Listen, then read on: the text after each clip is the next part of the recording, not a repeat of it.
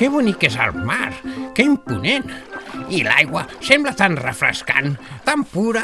Vinga, amic, quin és el problema? Fica-t'hi, deixa't de romanços. Ei, no puc, d'acord? I tinc un pànic terrible al mar des que vaig veure Tiburon. Tiburon? Vaja, sí, recordo la pel·lícula. Feia una mica de cosa, sí. Però d'aquí a no ficar-se a l'aigua? Au, vinga, home! Però, nano, tu ets un peix. A tu no te'n queda més remei.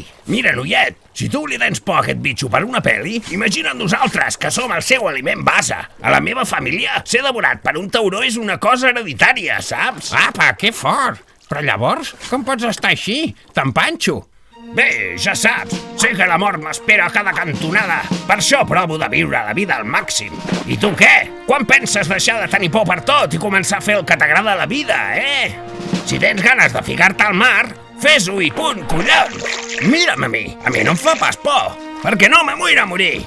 Perquè així és com viuen els valents, al límit. A veure si n'aprens. La vida consisteix en arriscar, col·lega! Uau! Quanta saviesa es pot allotjar al cap d'un simple peixet? Saps què? Tens raó, company! He de fer-ho! No puc seguir amb aquesta por absurda!